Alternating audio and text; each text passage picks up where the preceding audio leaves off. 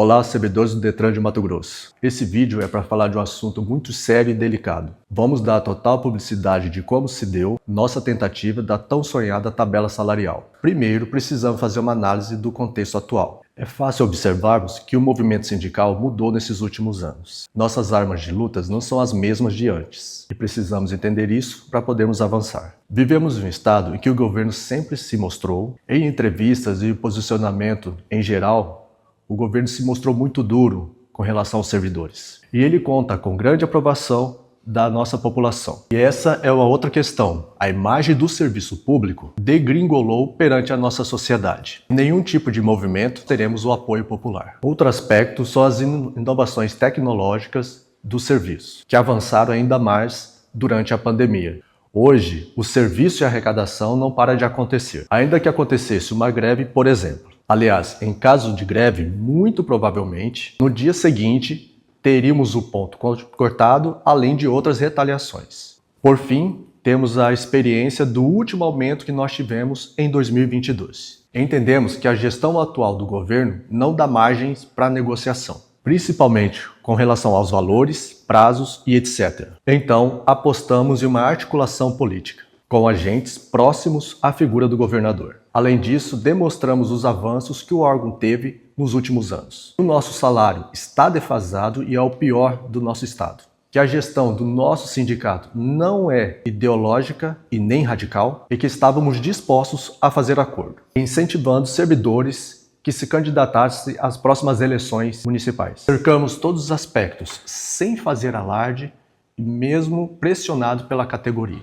Em todo o tempo, o governador assinou que entendia a nossa situação e que iria conceder o nosso reajuste, mas nunca precisou valores ou data. Os agentes políticos sempre nos orientaram a ter paciência, visto que a tendência é que nenhuma outra categoria tivesse algum tipo de reajuste. Agora vamos voltar um pouco no tempo. Em 2022, infelizmente, os nossos analistas ficaram de fora do aumento salarial. Logo após, foi publicada uma portaria criando uma comissão de analistas para pleitear questões salariais. No início dessa gestão do Sinetran, fizemos uma difícil reunião com um grupo de analistas, em que foi nos sugerido que assinássemos um termo de que, em caso novo aumento salarial, que não os contemplasse, abriríamos mão. E foi prontamente rejeitado. Afinal, a diretoria do sindicato não poderia decidir algo tão sério sem uma assembleia. Afinal, faz parte dos nossos princípios democráticos. Pouco tempo depois, veio o processo judicial, que falava sobre a prioridade de inscrição no curso dos agentes de trânsito. E o documento do SIGADOC, questionando a participação dos analistas e dos auxiliares nas fiscalizações de trânsito. Isso gerou um verdadeiro furacão dentro da categoria. Tentamos restabelecer pontes com estes cargos, procurando representantes, não demonstraram muito interesse. Aí veio a proposta da alteração da lei de carreira, sem consulta ampla e participação da categoria. O sindicato foi até PGE, CEPLAG e Assembleia Legislativa, pedindo para que não fosse aprovado, sem chamar o sindicato à mesa, e negociar a questão salarial juntos. Aliás, esse foi o encaminhamento aprovado em Assembleia. Entendemos que no meio do furacão, conseguimos conduzir com serenidade e apaziguar os ânimos. Em meio a todas essas discussões, o presidente do Detran se dispôs também a ajudar nas negociações da tabela. Afinal, ele teve uma importância fundamental em 2022. E com o intuito de unir a categoria, ele pediu para que a associação e o sindicato assinassem um documento com a tabela a ser entregue ao governo. Ressaltamos que a única entidade que pode negociar as questões salariais para uma categoria é o sindicato. Porém, em um gesto de boa-fé, aceitamos o pedido. Fizemos uma reunião, a presidente da associação nos apresentou uma tabela em que os agentes ficariam 75% dos rendimentos dos analistas, após o aumento deles. Nós sugerimos que deveríamos jogar os patamares todos para cima, e que se alguém tivesse que cortar algo, que fosse o governo. E assim foi assinado o documento pela ASDETRAN e pelo sindicato, prevendo cerca de 15% para os analistas, os agentes ficando a 90% do salário dos analistas, os auxiliares cerca de 80% dos agentes. Claro que essa tabela era de referência, dificilmente iríamos consegui-la, mas deixamos tudo pronto, impacto financeiro e tudo mais. E essa informação precisa ficar cristalizada. Desde o início, a luta é para que todos fossem contemplados. Agora vamos para o dia 10 de julho de 2025. Nesse dia, o governador nos recebeu no seu gabinete. Talvez o único sindicato a ser recebido pelo governador. Lá entregamos essa tabela. que previa o aumento de todos. O governador disse que solicitaria um estudo para a CEPLAG e concederia algo para nós. Então fomos aguardando, monitorando, conversando com os agentes políticos, sempre nos pediram paciência. Até que no dia 26 de março de 2026, fomos chamados até a Assembleia Legislativa e recebemos a notícia que o governo concederia 6,5% apenas para os agentes e que não haveria margem e nem tempo hábil para negociação. Nossa primeira reação foi perguntar o porquê dessa ação e se não haveria nenhuma possibilidade de incluir os analistas e os auxiliares. A resposta foi não.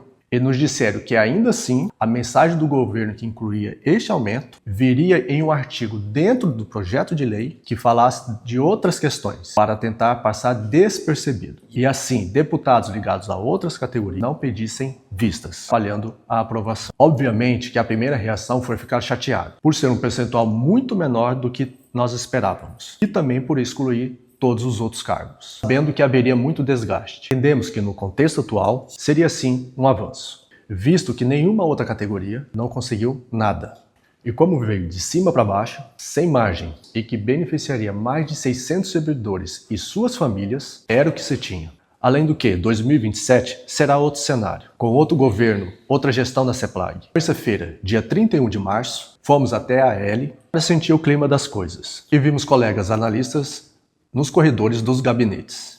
Não vamos afirmar coisas que nós não temos provas, mas nos relatários que eles se apresentaram como legítimos representantes da categoria. O fato é que estava previsto que a mensagem entrasse na sessão do dia seguinte, 1º de abril, e simplesmente não entrou. E depois, a última possibilidade seria no dia 7 de abril, mas a proposta também não entrou na sessão. Nesse dia também, os colegas analistas estavam lá na Assembleia. No final da primeira sessão, o presidente da casa, que é o Max Russi, disse não só para mim, mas para a presidente da Asdetran, que o projeto de 6,5% seria votado naquele mesmo dia. Ele não saberia se seria aprovado, mas seria votado. E cabe a pergunta, por que o governo enviou a mensagem tão em cima da hora? Obviamente, para ser aprovado e para que não tivesse a pressão das outras categorias. Um contexto para vocês. Quando nós estivemos na CEPLAG, em reuniões da lei de carreira, já aproveitávamos para falar da tabela. E foi nos dito o seguinte argumento: não basta apenas alterar a lei de carreira, mudando o requisito de ingresso. Pela complexidade das atividades, não reconhecemos